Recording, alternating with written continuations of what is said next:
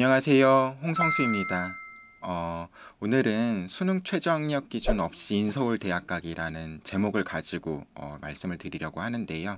아무래도 수능 최저학력 기준은 수능을 잘 보고 못 보고에 따라 가지고 결정이 될 텐데, 학생부 기반의 어떤 수시 전형이 굉장히 많다 보니까 내신 성적이나 아니면 비교과 활동들에 매진하시느라 고3 학생들인 경우에는 특히나 수능에 대한 대비 같은 것들이 조금 부족하신 경우들이 있는 것 같습니다.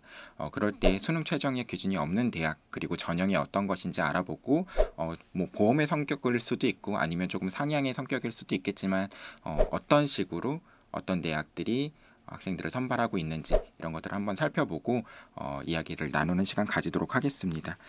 먼저 학생부 교과 전형에 대한 이야기를 드리려고 하는데요. 사실 학생부 교과 전형은 대부분의 대학들이 수능 최저학력 기준을 설정하고 있습니다. 수능 최저학력 기준을 설정하지 않는 대학들은 그렇게 많지 않죠. 여기 보이는 대로 광운대, 명지대, 삼육대, 세종대, 아주대, 이화여대, 중대, 한국외대, 한양대 이 정도의 대학들만이 수능 최저 인서울권 대학 중에서 수능 최저학력 기준이 없는 편인데요.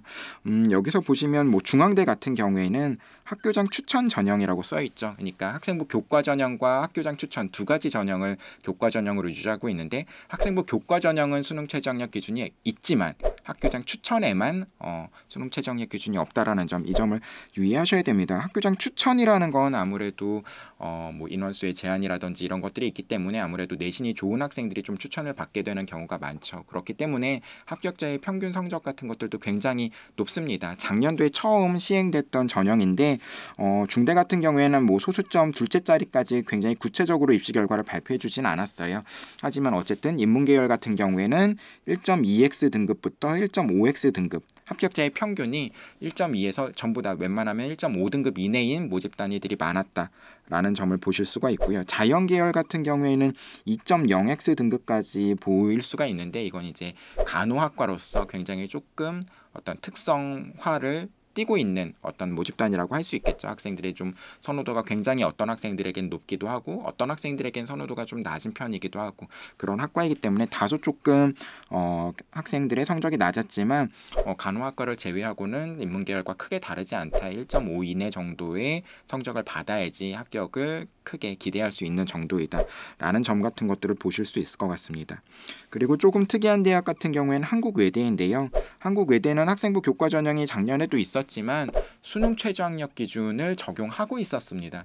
그리고 또 학생부 반영 방식이나 이런 것들이 올해와는 조금 다른 어떤 측면을 가지고 있었기 때문에 전년도 결과를 그냥 무작정 이렇게 똑같이 사용하실 수는 없을 것 같아요.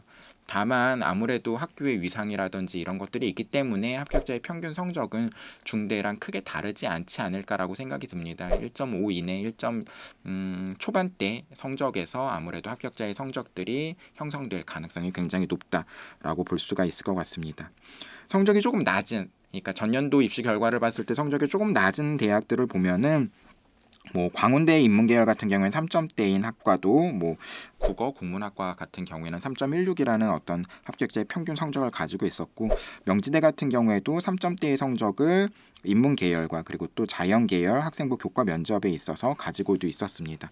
또 삼육대 인문계열 같은 경우에도 3점대 학생이 합격하는 경우가 있었고요.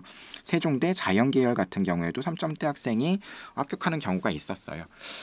그런데 제가 지난번 영상에서 어떤 말씀을 드렸냐면은 수시 모집 요강을 확인할 때 전년도 것도 반드시 확인해보자 이런 말씀을 드렸죠. 어떤 그 학생 선발 방식의 변경에 따라 가지고 입결 같은 것들이 바뀔 수 있음을 말씀드렸었는데요.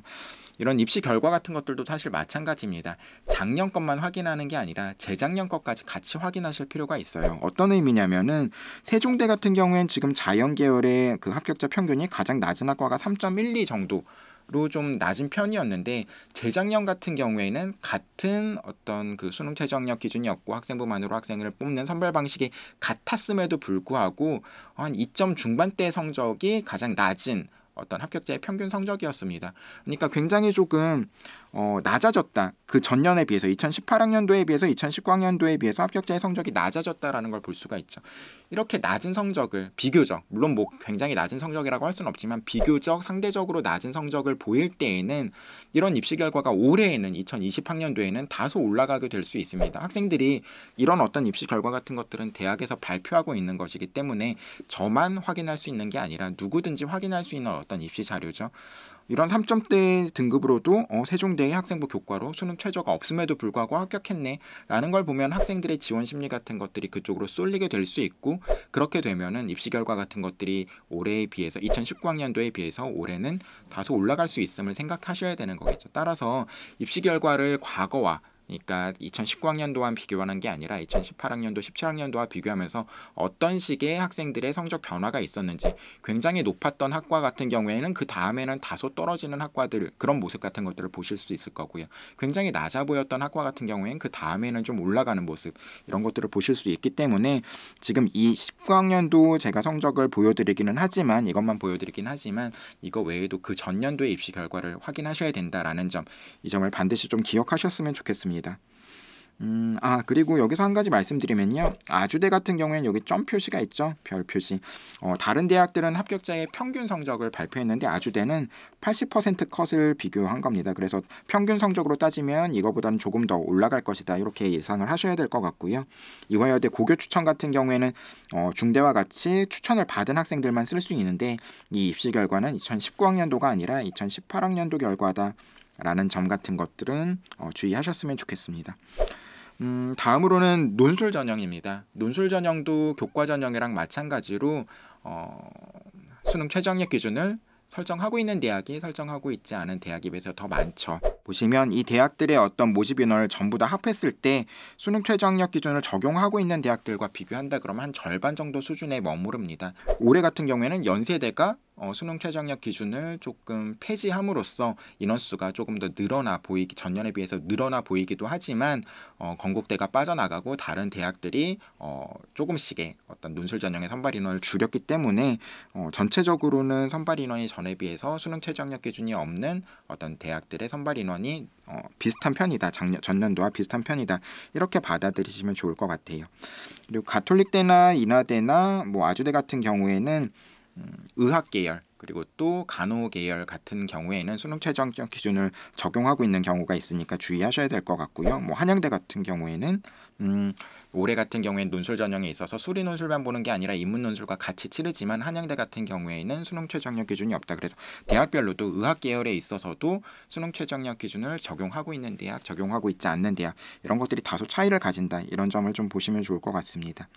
서울시립대 같은 경우에는 논술 전형의 어떤 그 선발 방식이 굉장히 좀 특이하죠. 다른 대학과 다르게 일괄 전형이 아니라 단계별 전형을 선택하고 있는데요. 뭐 면접을 2단계에서 봐야 된다거나 이런 부담은 없지만 1단계에서 논술 성적으로 100%를 뽑고 나서 2단계에서 학생부 교과 성적을 반영합니다. 따로. 그러니까 논술 성적이 좋은 아이들, 이런 애들끼리 비교하고 나서 학생부 교과 성적이 작은 차이겠지만 논술 성적도 사실은 비슷비슷한 성적을 가지고 있을 개연성이 있기 때문에 교과 성적의 어떤 그 영향력이 조금 다소 큰 대학이라고 볼 수가 있을 것 같습니다.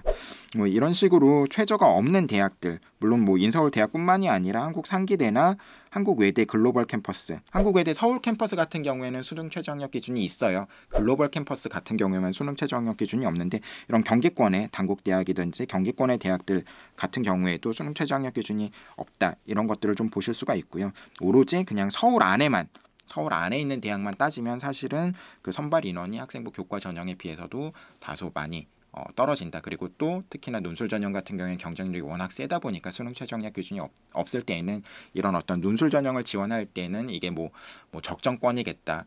난 논술 실력이 좀 뛰어나니까 논술 뭐 이 중에 하나는 붙을 거야. 이런 식으로 접근하시기보다는 어떤 조금 수능 이후에 어떤 대학들, 수능 이후에 논술고사를 치르는 대학들을 약간 수능을 못 봤을 때에 대한 대비한 어떤 보험 성격으로서 지원하신다든지 이런 어떤 전략적인 선택 같은 것들이 필요하실 거라고 생각이 듭니다.